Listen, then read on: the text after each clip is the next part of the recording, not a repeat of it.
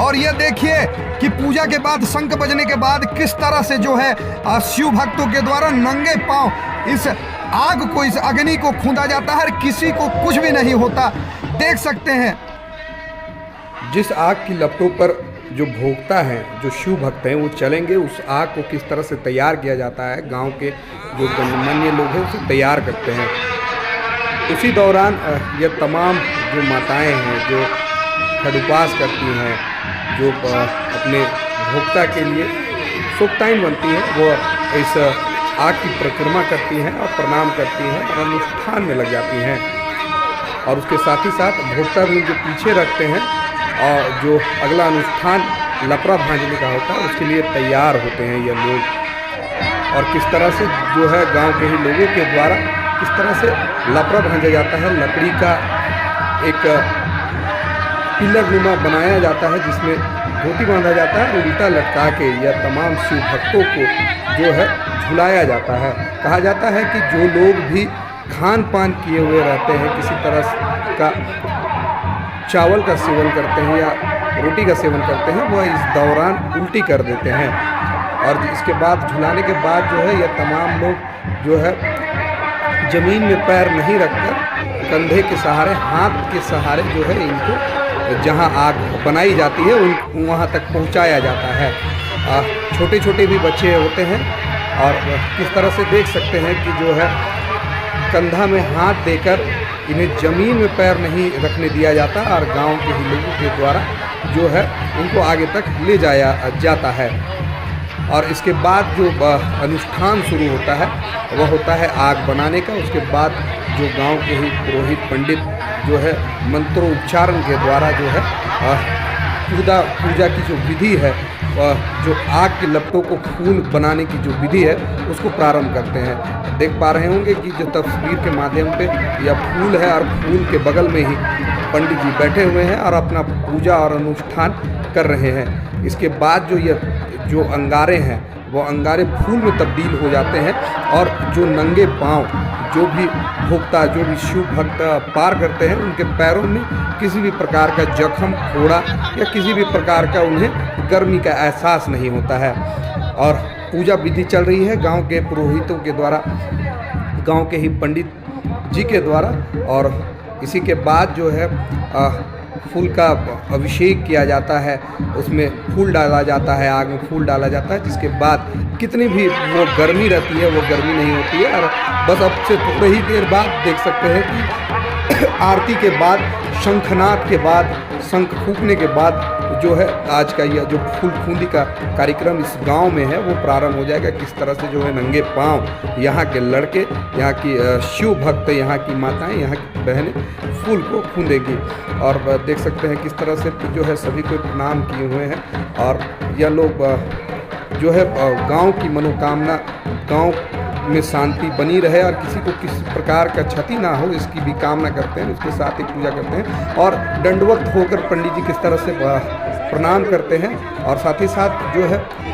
और ये देखिए कि किस तरह से जो है शिव भक्तों के द्वारा फूल को खूंदा जा रहा है। तपती हुई आग में जो शिव भक्त हैं वो चल रहे हैं। देख पा रहे होंगे तस्वीरों के माध्यम से किस तरह से ग्रामीण जो है इस जो अद्भुत नज़ारे को देखने के लिए पहुंचे हुए हैं। और बता दें कि प्रणाम करने के बाद यह तमाम जो शिव भक्त हैं और वह जो है इस आग को, इस फूल को खूंदते हैं। एक तपती हुई गर्मी जो है रहती है और इस बीच इनके पैरों को किसी भी प्रकार की क्षति नहीं होती है, किसी भी प्रकार के कुछ नहीं होता है। यह नज़ारा जो है देखने के लायक होता है। और बता दूं कि ग्रामवासी इसमें जो सहयोग करते हैं और पुरुषों के साथ साथ महिलाएं जो इनके लिए उपवास करती हैं वह भी इस अग्नि, तपती हुई अग्नि पर चलती हैं और एक अद्भुत सा नज़ारा होता है।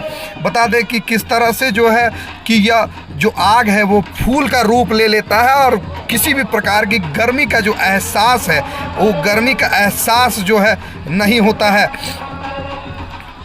और बता दें जो है कभी भी किसी भी प्रकार की क्षति नहीं होती है। तब कैसा लगता है?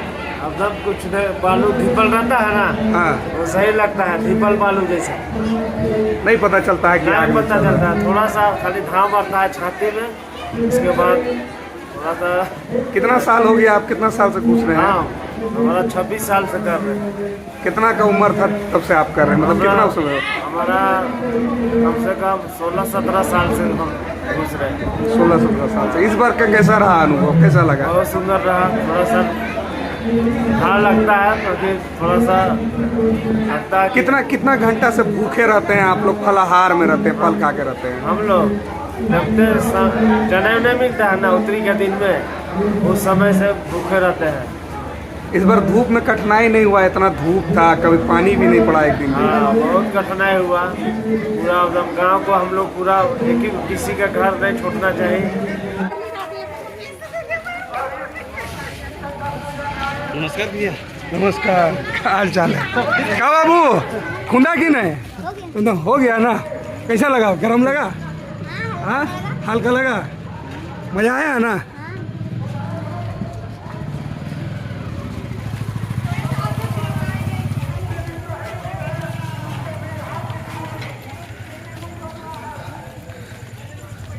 बिल्कुल देखा जा सकता है छोटे छोटे बच्चों के द्वारा जो है यह आज शिव पार्वती का पूजा होता है और इसका नाम है चंडक। क्या क्या मतलब क्या शुरुआत किस पूजा से होता है, कितना दिनों तक चलता है ये मंडप? शुरुआत जो है सो इसका मैंने सप्ताह से ज़्यादा मैंने कहने हम लोग का गांव में तो 11 दिन पहले से शुरू होता है। तो एक दिन का डगर दिलाया है, दूसरे दिन पाठ शादी हुआ है, तीसरा दिन हम लोग पूरे गांव का जितना भी देवता है सभी मंदिरों में जा करके निमंत्रण देते हैं और फिर सेकेंड हाफ से हम लोग मांगने शुरू कर देते हैं, मांगते हैं। और एक दिन आता है कि मैंने फलाहारी का दिन आता है।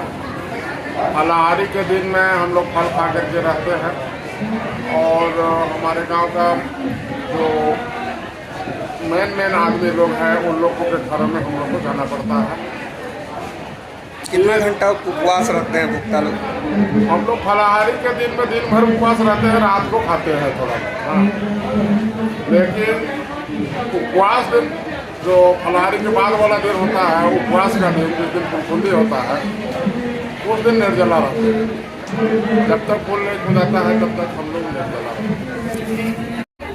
देख सकते हैं कि भोक्ता और सुक्ताइन के लिए जो है यहाँ सेवा की भी व्यवस्था की जाती है और तमाम जो गांव के लड़के हैं लगते हैं। कब से आप लोग सेवा करते आ रहे हैं? लगभग 10 सालों से जो चंडक पूजा समिति के द्वारा जो शिव भक्त हैं उनके जब फूल होता है, फूल जब आते हैं, उसके बाद हम लोगों ने दुर्गा पूजा का नरसिंह देव के यहाँ सभी कोई आते हैं। उसके बाद हम लोग यहाँ पर उन्हीं के लिए 10 सालों से सेवा शिविर लगा रहे हैं। सभी के सहयोग से, युवा साथी के सहयोग से सबका सहयोग रहता है, सबका सहयोग।